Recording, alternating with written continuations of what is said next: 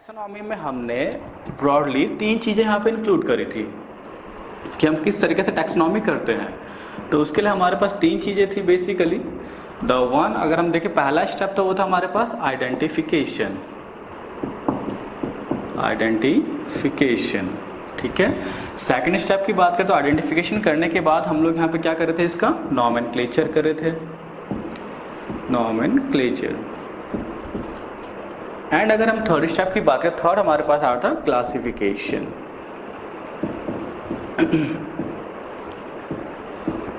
ठीक है, तो हमने यहाँ पे देखा था कि तीन चीज़ें थी टैक्सोनॉमी के अंदर। The one is called the identification, then उसके बाद आया था नॉमेनक्लेचर, देन उसके बाद आया था क्लासिफिकेशन। और हम लोग अपने इस वाले टॉपिक पे थे क्लासिफिकेशन के। मैंने आपको बताया था क्लासिफिकेशन के लिए हम लोगों ने क्या करा है, basically we are forming certain categories. किसी भी ऑर्गेनिज्म को क्लासिफाई करने के लिए हमने कुछ कैटेगरीज बना रखे, और मैंने आपको बताया था कि देयर आर 7 ऑब्लिगेट कैटेगरीज, मतलब जो फिक्स हैं। इसके अलावा और भी कैटेगरीज होती हैं, बट 7 ऐसी हैं जो आपकी कैसी हैं, ऑब्लिगेट कैटेगरीज हैं। ठीक है, मैंने आपको बताया था कि द किंगडम, फाइलम और division, class, order, family, genus, species, तो these are the 7 obligate categories. और मैंने इसी में बताया था कि जो कैटेगरीज की जो रैंक है, the rank of the categories is called taxa. ठीक है, ये हम लोगों ने डिस्कस कर लिया था। अब हमें यहाँ पर जो बेसिकली देखना है, मैंने एक टर्म बताया था आप लोगों को कि जो टैक्सोनॉमी है, टैक्सोनॉमी के जगह पे हम लोग क्या करते हैं, कभी कभी एक सिमिलर टर्म यूज करते हैं, इसको हम कहते हैं सिस्टमैटिक। ठीक है, the term is called the systematics. और मैंने बताया था कि जो टैक्सोनॉमी है वो तो इन तीन चीज़ों को कैरी फॉरवर्ड करता है अपने साथ, इन तीन तो हमें पैरामीटर पे वर्क करना होता है। बट इन द सिस्टमैटिक हम लोग क्या देखते हैं, in the systematics we are observing the evolution, और we can say that evolutionary line. ठीक है, तो टैक्सोनॉमी और systematic the same thing, but systematic में हम लोग इवोल्यूशनरी लाइन को देखते हैं। मतलब ये हुआ कि इवोल्यूशन इज अर्थ पे धीरे धीरे किस तरीके से हुआ है, वो होता है आपका सिस्टमैटिक्स के अंदर। ठीक है, तो एक थोड़ा सा इसी को हम थोड़ा सा इलैबोरेट करते हैं सिस्टमैटिक्स के बारे में कि सिस्टमैटिक हमें इतना तो पता है कि इवोल्यूशनरी लाइन होता है, बट प्रेजेंट ट्रेंड में हम लोग क्या करते हैं, एक टर्म दिया 1940 में। एक साइंटिस्ट थे जूलियन हक्सले। ठीक है, इन्होंने क्या करा, एक न्यू टर्म इंट्रोड्यूस किया, that term is new systematic और बायो सिस्टमैटिक। ठीक है, सिस्टमैटिक से कोई कंफ्यूजन की बात नहीं है। हाँ, सिस्टमैटिक सिंपल सा मतलब है कि आपको क्या करना है, वहां पे अरेंज करना है। नियो का सिंपल मतलब होता है क्या, न्यू। तो इन्होंने एक नया सिस्टम दिया and that is called the neo systematics, bio systematics और द न्यू सिस्टमैटिक्स भी कई टैक्सोनॉमिस्ट कहते हैं इसको। ठीक है, अकॉर्डिंग टू दिस उन्होंने ये बोला कि जो स्पीशीज होता है, ठीक है, जिसको, क्योंकि हम यहाँ पे क्लासीफाई किसको कर रहे हैं, स्पीशीज को कर रहे हैं, तो जो भी स्पीशीज होता है, the species is the product of evolution. क्या है ये, जो स्पीशीज है वो क्या है, प्रोडक्ट ऑफ इवोल्यूशन है। और जब आप क्लासिफाई करेंगे तो जो भी स्पीशीज है, एंड क्लासिफिकेशन के समय पे आपको क्या करना है, you have to consider all the characters for the classification। जो भी स्पीशीज, ऐसा नहीं कि आप एक या दो कैरेक्टर को ही सिर्फ मॉनिटर कर रहे हैं या ऑब्जर्व कर रहे हैं, नो, आप उस ऑर्गेनिज्म के या उस गिवन स्पीशीज के सारे कैरेक्टर्स को क्या करते हैं, स्टडी करते हैं। अब अगर आपसे कोई क्वेश्चन करे कि कैसे कैरेक्टर्स की बात कर रहे हैं हम लोग, तो क्या किसी ऑर्गेनिज्म में सिर्फ मॉर्फोलॉजिकल कैरेक्टर्स होते हैं जो बाहर से दिखाई दे रहे हैं, या इसके अलावा और भी कैरेक्टर्स हो सकते हैं?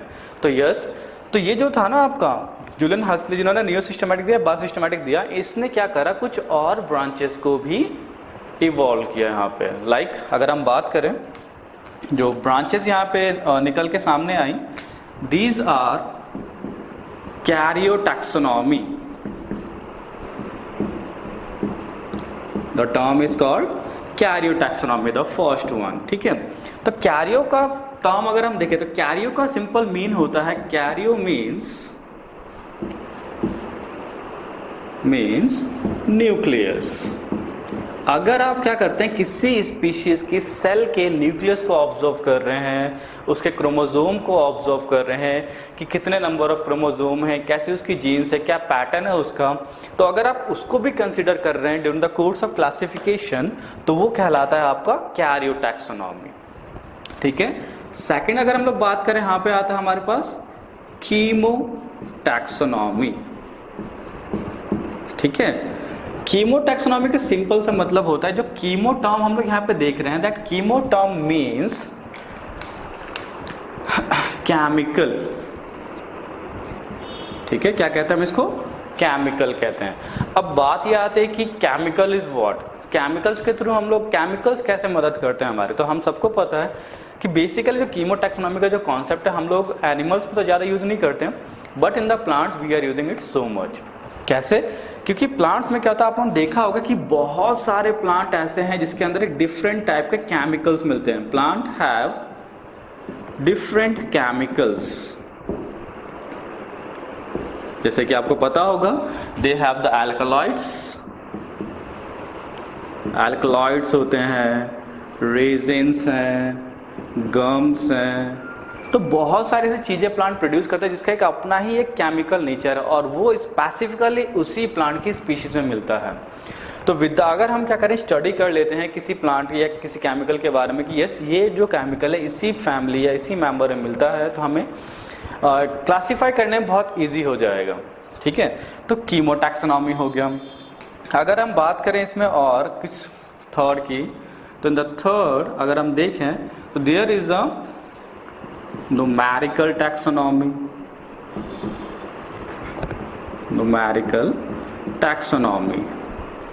ठीक है। न्यूमेरिकल टैक्सोनॉमी में न्यूमेरिकल का मतलब क्या है, नंबर्स। यहाँ पे हम किसी एक कैरेक्टर को चूज नहीं करते हैं, हम सारे कैरेक्टर को चूज करते हैं, ठीक है। एंड ये होता है आपका with the help of computers. ये हम सीखेंगे थोड़ी देर में कि कंप्यूटर्स की मदद से हम कैसे न्यूमेरिकल टैक्सोनॉमी कर सकते हैं, ठीक है। इसके अलावा और भी बहुत सारी चीज़ें हैं, तो जैसे अगर हम बात करें एम्ब्रियोलॉजी हो गया, ठीक है, साइटोटैक्सोनॉमी हो गया, साइटोटैक्सोनॉमी। तो साइटो का मीन्स अगर हम देखें तो cyto term means the cell, ठीक है। तो अगर आप सेल को कंसीडर कर रहे हैं कि सेल किस टाइप का है, प्रोकैरियोटिक है, यूकैरियोटिक है, सेल का टाइप कैसा है, प्लाज्मा मेम्ब्रेन कैसा है, उसके अंदर क्या कोई और फीचर है, तो अगर आप सेल को एज अ मीन मान के चलते हैं, ठीक है ना, तो वो भी कहीं ना कहीं मदद करता है। तो ये क्या करता है, बेसिकली जो नियो सिस्टमैटिक्स है वो इन सब ब्रांचेस से इंफॉर्मेशन कैरी करता है, ठीक है। वो सिर्फ उसका मॉर्फोलॉजी नहीं देखता, वो सिर्फ उसका एनाटॉमी नहीं देखता, वो उसकी हर एक चीज़, मतलब उसका केमिकल नेचर कैसा है, सेल का टाइप कैसा है, ठीक है, न्यूक्लियस कैसा है, क्रोमोसोम कैसा है, आरएनए डीएनए कैसे हैं, उन सब प्रॉपर इन्फॉर्मेशन जो है सबको एक जगह मर्ज करता है, एंड देन वो बनाता है हमारे पास क्या, एक नया system which is called the neo systematics और बायोसिस्टमैटिक्स, ठीक है। तो ज़्यादा ध्यान नहीं रखना है, यहाँ पे जो आता है बेसिकली आपको ये ध्यान रखना है कि किसने इसको प्रपोज किया था, तो आपको ध्यान होना चाहिए कि जूलियन हक्सली थे जिन्होंने इसको प्रपोज किया था, ठीक है। क्लियर हो गया, ठीक है, please note down it.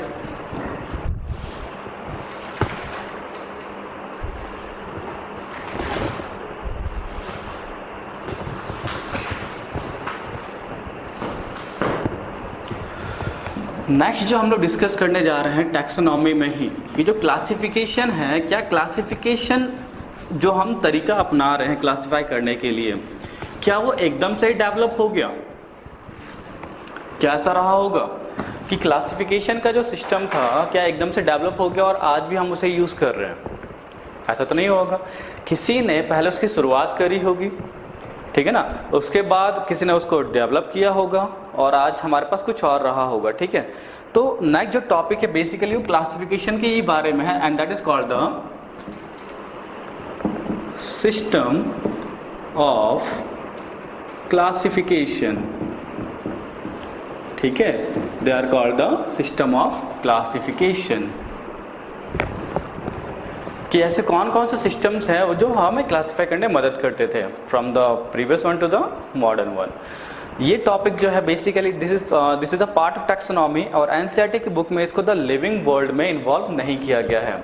It is involve in the biological classification, जो आपका सेकंड चैप्टर है बेसिकली एनसीईआरटी का, तो उस वाले चैप्टर में आपका इन्वॉल्व किया हुआ है, ठीक है ना। उसके अंदर आपको ये इंक्लूड दिखाई देगा कि यस वहाँ पे इसके बारे में डिस्क्रिप्शन दिया हुआ है, but it is a part of taxonomy because ये क्लासिफिकेशन का पार्ट है और हम इसको यहीं डिस्कस करेंगे इसको, ओके। तो अगर हम बात करें सिस्टम ऑफ क्लासिफिकेशन का, तो फर्स्ट ऑफ ऑल जो हमें पढ़ना है यहाँ पे दैट इज द आर्टिफिशियल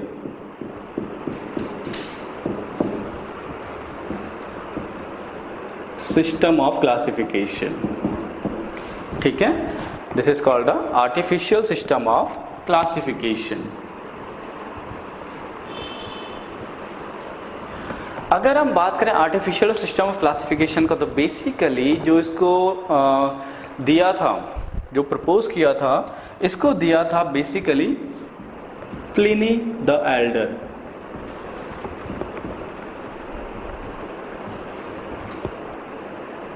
ठीक है। प्लिनी द एल्डर ने इसको प्रपोज किया था बेसिकली। इन्होंने एक बुक लिखी थी and the book name is the Historia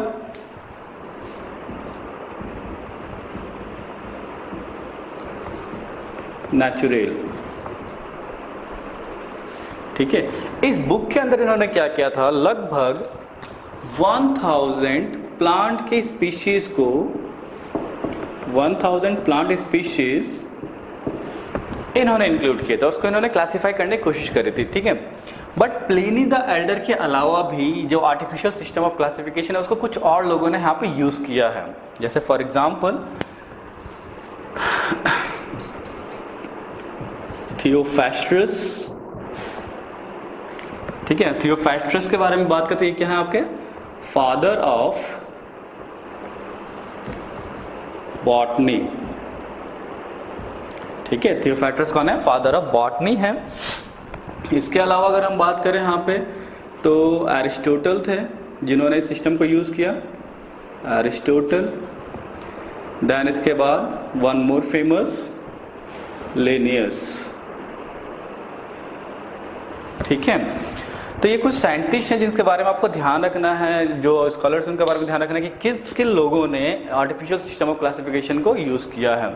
they are the Pliny the Elder, Theophrastus, Aristotle, Linnaeus, ठीक है। तो इन्होंने क्या करा, बेसिकली इन सब लोगों ने मिलके जो प्लांट थे उनको क्लासिफाई करने की कोशिश करी थी, ठीक है। अब जो इन्होंने कोशिश करा था बेसिकली, तो इन्होंने क्या करा, कुछ ऑब्वियसली कुछ प्रिंसिपल्स रहे होंगे कि किस बेस पे वो क्लासिफाई करने की कोशिश करें। तो इनका जो मेन प्रिंसिपल था, the main principal which involve in the classification, जिसको उन्होंने क्लासिफिकेशन जगह दी, इनका मेन प्रिंसिपल क्या था कि दे consider only 1 or 2 morphological characters, morphological characters, ठीक है। कि इनका जो मेन काम था, जो डिवाइड करना चाहते, जो क्लासिफाई करना चाहते थे ये प्लांट्स को, वो किस बेस पे कर रहे थे कि ये 1 या 2 मॉर्फोलॉजिकल कैरेक्टर्स को ही नोटिस करते थे और उसके बिहाफ पे क्या करते थे, पूरे प्लांट या पूरे एनिमल्स को डिवाइड करने की कोशिश करते थे, ठीक है। तो अगर हम बात करें फॉर एग्जाम्पल, जिसे समझते हैं एग्जाम्पल लिनियस का बारे में जानते हैं, क्योंकि इससे क्वेश्चन काफ़ी आते हैं। तो आपको ये ध्यान रखना है कि लिनियस का किस तरीके से उन्हें क्लासिफाई किया था। और एक और चीज़ कि लिनियस ने ही अब तक का इस सिस्टम के अंदर सबसे बढ़िया काम किया था, ठीक है। वर्क ऑन प्लांट, एंड अब तक का सबसे बेस्ट वर्क था किसमें, इस वाले सिस्टम में, which is the artificial system of classification, ठीक है। अब इसने क्या किया था, लिनियस ने बेसिकली, जैसे हम बात करें यहाँ पे कि 1 या 2 मॉर्फोलॉजिकल कैरेक्टर्स ही होने चाहिए, ओके। तो अगर 1 या 2 होंगे तो इसने क्या किया था, जो कैरेक्टर लिए थे जिसने चूज किया, जिसके बेस पे क्लासीफाई करना चाहता था, the characters are number of stamen, stamen का number, and second number of carpel,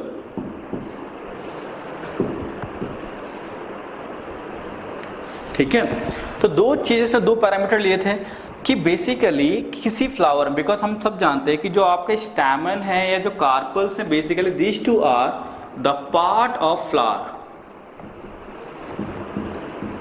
ठीक है ना, ये फ्लावर के पार्ट थे। एंड स्टैमन हम सब जानते हैं कि the stamen represent the male structure and the carpel represent the female structure और गैमेटोफाइट, ठीक है। तो इसने क्या करा, बेसिकली जो लिनियस का जो वर्क था आर्टिफिशियल सिस्टम क्लासिफिकेशन के अंदर, तो उन्होंने क्या करा था, दे work on the important point sexuality of flower, कि फ्लावर की सेक्सुअलिटी के बेस पर डिवाइड किया। लाइक फॉर एग्जांपल, अगर किसी फ्लावर में एक स्टैमन है, ठीक है ना, वन स्टैमन अगर है, वन स्टैमन, ठीक है ना, मतलब एक ही मेल रिप्रोडक्टिव पार्ट है, तो उसको उसने बोला यहाँ पे मोनेंड्रिया, मोनेंड्रिया, ठीक है। अगर हमारे पास दो स्टैमन है, टू स्टैमेंस है, तो इसने इसका नाम दिया डायएंड्रिया। इसी तरीके से ट्रायएंडिया, टेट्राएंडिया, पैट्राएंड, इस तरीके से उसने डिवाइड किया। एंड ऑलमोस्ट इसने यहाँ से 24 क्लासेस बनाई थी, ठीक है, on the basis of the sexuality of the flower 24 classes are there. तो समझ में आ गया कि हमने प्लांट को क्लासिफाई किया किसके बेस पे, हमने एक ही कैरेक्टर देखा, उसके दो कैरेक्टर देखे एक साथ, and these are the stamen का नंबर कितना था, कार्पल कैसे है उसके अंदर, ठीक है। तो अगर एक ही स्टैमन है तो हमने मोनेंट है, मतलब यह कि किसी भी फ्लावर में, चाहे वो मोनोकॉट का फ्लावर हो चाहे वो डाइकॉट का फ्लावर हो, किसी भी फ्लावर में अगर एक स्टैमन प्रेजेंट है तो सबका सब कहाँ आ गया, मोनेंड्रा के अंदर। अगर दो स्टैमन तो डायएंड्रा के अंदर, ठीक है ना। इस तरीके से क्लासिफाई हुआ। अब ऑब्वियसली हमें दिखाई देगा यहाँ पे क्या, कि इसके अंदर अगर हम इसके ड्रॉबैक की बात करें बेसिकली, ठीक है, अगर हम बात करें ड्रॉबैक का, कि इस सिस्टम के ड्रॉबैक क्या थे, द ड्रॉबैक्स, ठीक है। तो पहला ड्रॉबैक अगर हम देखें तो क्या नहीं है इसके अंदर, पहला कि हमें इवोल्यूशनरी लाइन कहीं नहीं दिखाई देता, the first one, evolutionary line नहीं दिखाई देता है, ठीक है। सेकंड अगर हम लोग बात करें यहाँ पे ड्रॉबैक का, तो इन प्लांट्स के बीच में कोई रिलेशनशिप ही नहीं दिखाई देता है। द रिलेशनशिप, नेचुरल रिलेशनशिप जो था वो भी यहाँ से मिसिंग था। And the third and the important drawback is कि यहाँ पे क्या है, हेट्रोजेनस असेंबली हुई थी, मतलब मोनोकॉट भी की जगह है, डाइकॉट भी की जगह है, तो हम इसे क्या कहेंगे, हेट्रोजेनस असेंबली। तो आर्टिफिशियल सिस्टम शुरुआत तो कर दी, ठीक है, काफ़ी अच्छा था, क्योंकि एक शुरुआत हुई थी यहाँ पे कि क्लासिफाई करने की कोशिश करी गई, ठीक है। तो वर्क हुआ, ठीक है, थियोफैट्रस आया, प्लिनी द एल्डर आया, ठीक है, एरिस्टोटल आया, लिनियस आया, इन्होंने इस पर सब काम किया। इसके अंदर जो ध्यान रखने वाली बात है वो ये है कि दे कंसीडर ओनली 1 और 2 मॉर्फोलॉजिकल कैरेक्टर्स। जैसे कि हमने देखा लिनियस ने वर्क किया था फ्लावरिंग प्लांट्स के ऊपर, एंड दे वर्क, सबसे अच्छा काम इन्होंने किया था बेसिकली इस वाले ग्रुप में, and they work on the character like number of stamens and the number of carpels. उसके बिहाफ पे इन्होंने 24 क्लासेस या ग्रुप्स बना दिए थे। बट जो ड्रॉबैक था, मेजर ड्रॉबैक, कि इवोल्यूशनरी लाइन हमें कहीं नजर नहीं आता, मतलब ये कि किसका ऑरिजिन कहाँ से हो रहा है, we don't know nothing about it, ठीक है। नेचुरल रिलेशनशिप कि मतलब क्या जो इस ग्रुप के मेंबर्स हैं मोनेंड्रा के अंदर, क्या उनके अंदर कोई रिलेशनशिप है, बिकॉज होना चाहिए। अगर आप किसी एक ग्रुप के अंदर रख रहे हैं किसी चीज़ को, तो उस ग्रुप के सिमिलर फीचर्स होने चाहिए, बट इसके अंदर सिमिलर फीचर्स बहुत ही ज़्यादा कम थे, ठीक है ना। भले एक जो पैरामीटर था उनका एक स्टैमन का वो ठीक था, लेकिन उससे ज़्यादा डिससिमिलैरिटी थी उसके अंदर। इस वजह से हम कह रहे हैं कि यहाँ पर जो नेचुरल रिलेशनशिप था इन ग्रुप्स के अंदर वो बहुत ही ज़्यादा कम था, नहीं दिखाई देता था। एंड द हेट्रोजेनस असेंबली, मतलब कि उनमें आपस में कोई मैच नहीं है, फिर भी उनको एक ग्रुप में डाला हुआ है। तो these are the major drawbacks, ठीक है, गॉट इट। चलिए नोट डाउन कर लीजिए इसको।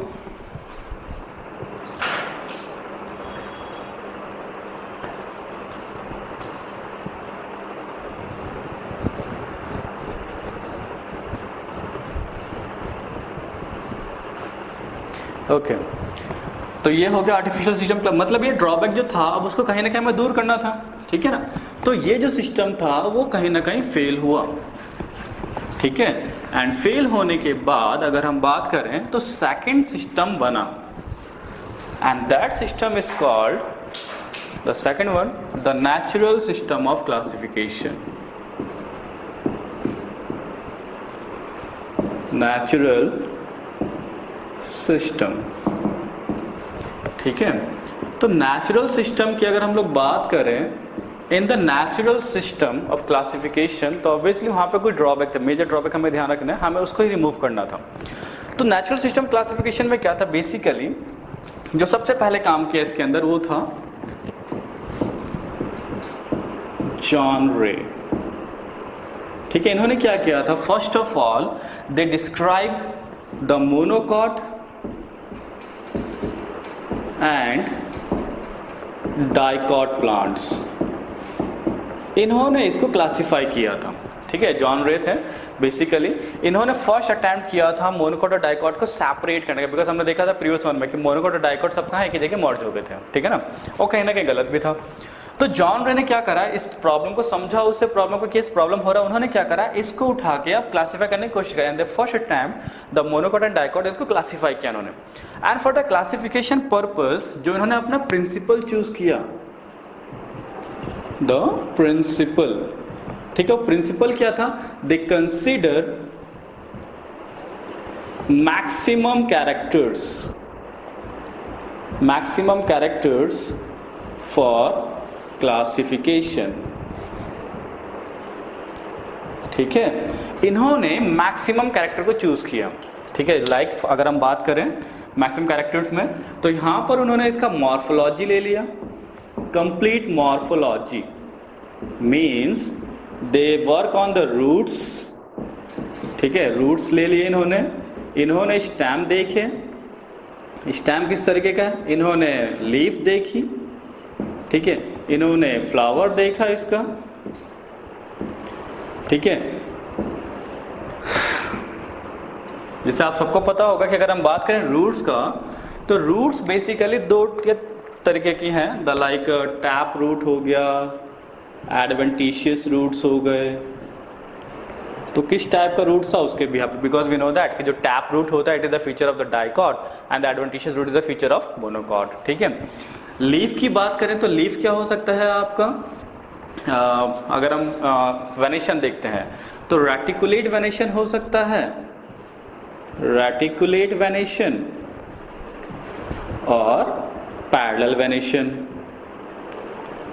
अब जो रेटिकुलेट वेनेशन है, रेटिकुलेट वेनेशन जैसे इसको नोट कर लेते हैं, टैप रूट जो है वो डाइकॉट का फीचर है, एडवेंटिशियस रूट्स मोनोकॉट का फीचर है, ठीक है।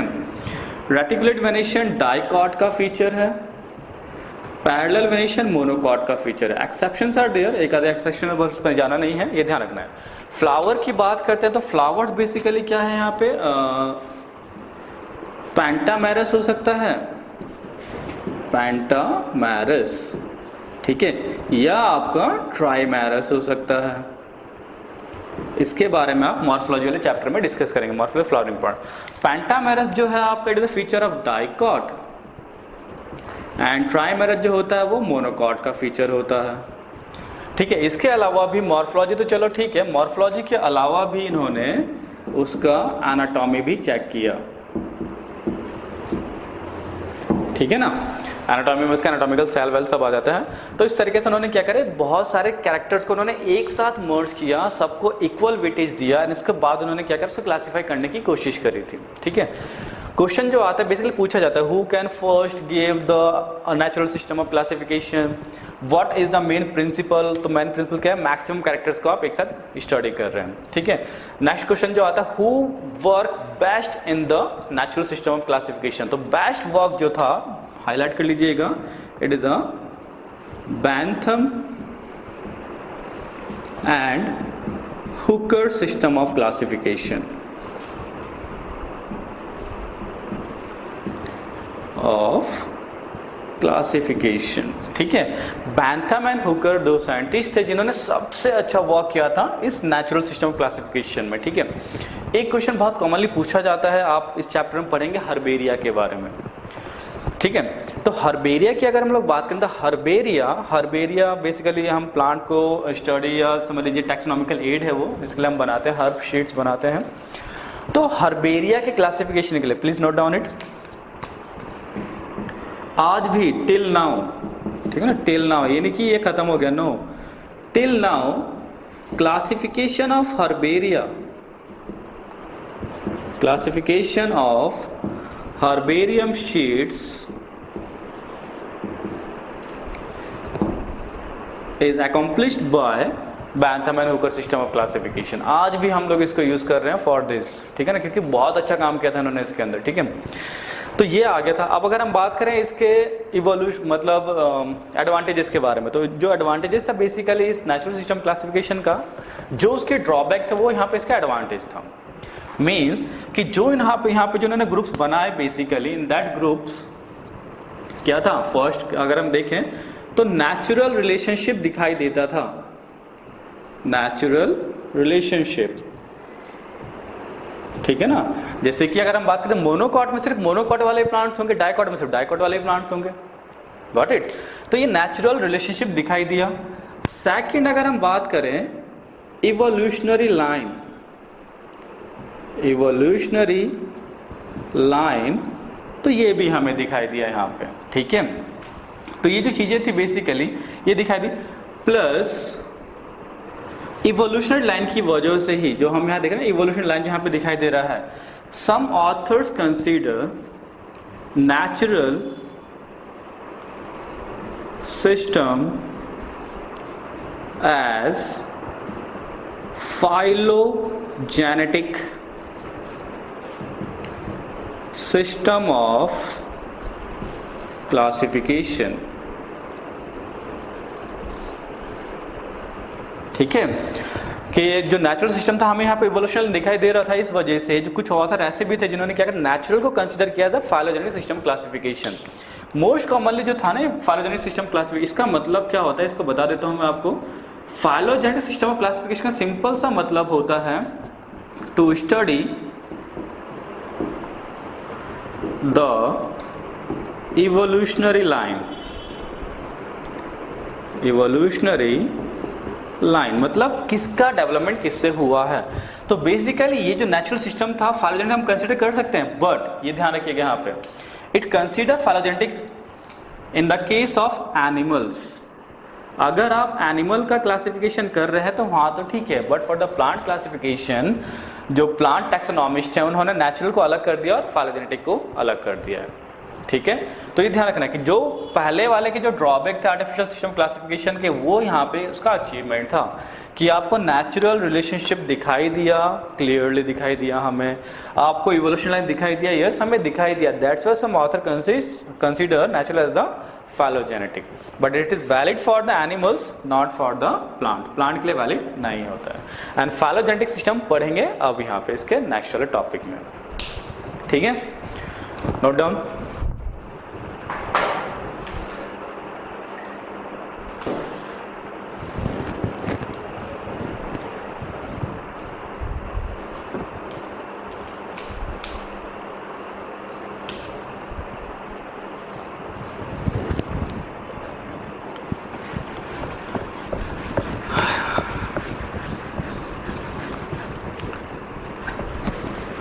ठीक है, तो हम फाइलोजेनेटिक के बारे में थोड़ा सा और जान लेते हैं कि क्या हो रहा है इसके अंदर।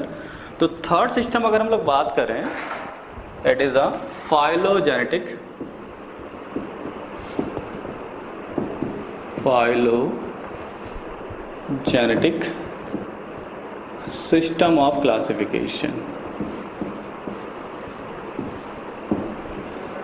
ठीक है, फाइलोजेनेटिक सिस्टम ऑफ क्लासिफिकेशन। तो इसमें क्या होता है, जनरली कुछ ज़्यादा ध्यान नहीं रखना है। जो सबसे पहले जो अच्छा काम किया था इसके अंदर वो किया था आपका एंगलर एंड प्रेंट ने, ये ध्यान रखना है, ठीक है, कि एंगलर एंड प्रेंट ने क्या करा था, सबसे पहले इस फाइलोजेनेटिक सिस्टम को प्रपोज किया था या बताया था इसके बारे में, एंगलर एंड प्रेंट, ठीक है। अकॉर्डिंग टू दिस अगर हम देखें फाइलोजेनेटिक का, तो इसमें क्या था कि स्टडी है आपकी, स्टडी ऑफ इवोल्यूशनरी लाइन, ठीक है, स्टडी ऑफ इवोल्यूशनरी लाइन, कि हमें इवोल्यूशन लाइन वहाँ पे देखना होता है। तो हम क्या करते हैं, अकॉर्डिंग टू द इवोल्यूशन हम लोग इसको करने की कोशिश करते हैं। हम चेक करेंगे जब हम पढ़ेंगे विटेकर सिस्टम ऑफ क्लासिफिकेशन के बारे में, तो उसमें आ जाएगा आपका ये, आप समझ जाएंगे कि किस तरीके से हमें इवोल्यूशन दिखाई देता है, ठीक है। तो it is for that's it, इसके बारे में सफिशिएंट है इतना फार्जेनेटिक के बारे में। Last one and the most advanced form, and that form is the fourth one, Adansonian system of classification or numerical system of classification, ठीक है। और इसी को कहीं कहीं पे फैनेटिक के नाम से भी जाना जाता है, फैनेटिक सिस्टम, ठीक है। तो एडेंसोनियन सिस्टम, न्यूमेरिकल टैक्सोनॉमी या numerical systems and the phenetic system all are the same thing. इसके अंदर हमें क्या करना होता है, बेसिकली एक एग्जांपल समझते हैं। कंप्यूटर सब लोगों ने चलाया है, ठीक है ना। अब कंप्यूटर में क्या कर रखा है, आपने सारी फाइल्स स्टोर कर रखी हैं already, all the files are stored there. अगर आपको कोई फाइल सर्च अगर करनी हो तो आप क्या करते हैं, आप सिंपल ये सर्च बार में जाते हैं, सर्च बार में जो भी आपका कीवर्ड है उस कीवर्ड को वहाँ पे एंटर करते हैं।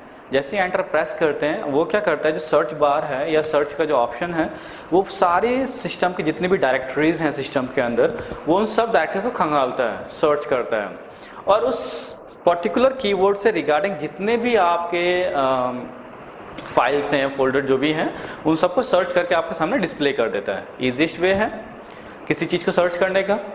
अब सपोज करो आपके पास कोई नया स्पीशीज आया, ठीक है ना। हमें पता है कि हमारे पास क्या है, we have the 1.7 to 1.8 million of species, बहुत ज़्यादा नंबर है ये, ठीक है ना, मिलियंस ऑफ स्पीशीज हैं। अब आप उन सबका डाटा तो मैच नहीं करेंगे ना वन बाय वन सबसे, बहुत टाइम कंज्यूमिंग होगा। तो अब हमने क्या करा है, बेसिकली एडेंसोनियन और न्यूमेरिकल टैक्सोनॉमी में या सिस्टम में हमने सारे डेटा को कंप्यूटराइज्ड कर दिया है,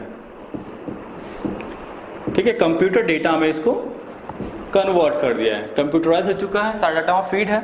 अब आपके पास वहाँ पे क्या है कि आपको सर्च करने के लिए कुछ पैरामीटर, मतलब हमने देखा है कि मैक्सिमम चीज़ों को आपको क्या करना है, वहाँ पे कंसीडर करना, आप किसी भी चीज़ को छोड़ नहीं सकते हैं। तो आपने वहाँ पे क्या कर रखे, कुछ सिंबल्स बना रखे हैं किसी चीज़ के लिए। मान लो अभी हम वो जो सिंबल्स हैं,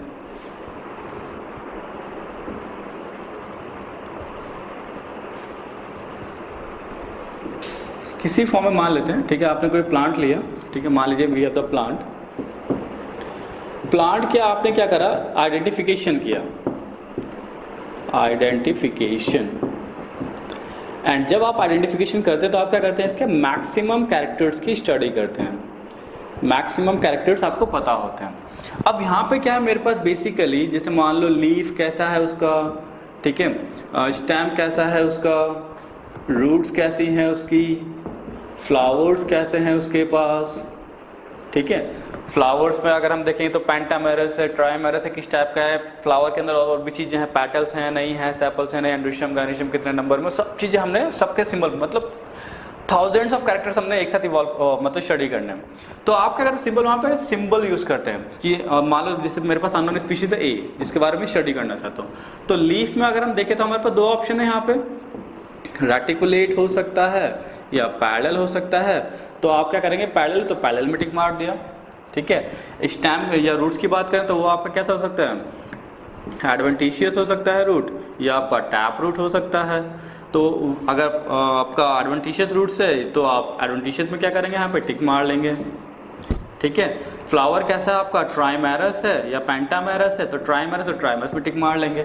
तो क्या करता है, जैसे आप इन सब डाटा को फिल करते तो अपने पूरे डेटा के साथ उसको स्टडी करता है, चेकआउट करता है। हमें यहाँ ज़्यादा डिटेल में नहीं पढ़ना है, just keep in a mind कि हमने कंप्यूटर डाटा में इन सब की फाइल के रिगार्डिंग जितना भी आपका है उसका एक डेटा तैयार करते हैं कि क्या चीज़ उसके पास है, और सीधा जाते हैं सर्च करने के लिए एंड सर्च जैसे हम करते तो वहां पे क्या करता है, मैक्सिमम प्रोबेबिलिटी दिखाता है, द मैक्सिमम प्रोबेबिलिटी, मतलब कि किसके साथ वो उसके ज्यादा मैच कर रहा है। मान लो किसी के साथ वो मैच हुआ, 98% जो उसके फीचर्स थे वो किसी के साथ मैच कर गए, ठीक है। किसी के साथ 95% मैच कर रहा होगा, किसी के साथ 90% मैच कर रहा होगा, किसी के साथ 50% कर रहा होगा, इस तरीके से मैचिंग आया, ठीक है। तो आपको क्लियरली यहाँ पर अंडरस्टैंडेबल है कि मैक्सिमम प्रोबेबिलिटी जिसके साथ मिल रहा है, जो अननोन स्पीशीज आपका है ये, वो उसी ग्रुप का मेंबर है। हो गया इजिली आइडेंटिफाइड, मिल गया आपको आराम से, और आप उसको आराम से क्या कर सकते हैं, क्लासीफाई कर सकते हैं। तो न्यूमेरिकल टैक्सोनॉमी या एडेंसोनियन टैक्सोनॉमी या सिस्टम क्लासिफिकेशन में, फोनेटिक सिस्टम क्लासिफिकेशन हम लोग कुछ कर नहीं रहे हैं, हम लोग सिर्फ और सिर्फ क्या कर रहे हैं, कंप्यूटराइज डेटा के थ्रू उसको सर्च करने की कोशिश करते हैं, जहाँ पे कंप्यूटर अपने आप ही सब चीजें सर्च करता है, मैक्सिमम प्रोबेबिलिटी फाइंड आउट करता है और आपको रिजल्ट दिखा देता है और आपको अपना गिवन डेटा मिल जाता है, ठीक है। तो क्वेश्चन पूछा जाता है कि where we are using the computer data, तो आपको ध्यान रखना है कहाँ पे, एडेंसोनियन सिस्टम क्लासिफिकेशन में। मोस्ट एडवांस्ड फॉर्म कौन है, एडेंसोनियन सिस्टम क्लासिफिकेशन है, जहाँ पे हम किसी भी एक फीचर को भी नहीं छोड़ते हैं, गॉट इट। चाहे एम्ब्रोलॉजिकल हो, चाहे साइटोलॉजिकल हो, whatever type of data is this, हम उन सबको कंसिडर करते हैं और उसके बिहाफ पे प्रोबेबिलिटी यहाँ पे निकालते हैं, ठीक है। क्लियर हो गया इतना क्वेश्चन। तो ये था आपका सिस्टम्स ऑफ क्लासिफिकेशन जो हम आज की डेट में यूज कर रहे हैं, this is the Adansonian system of classification. तो ये ध्यान रखना है आप लोगों ने।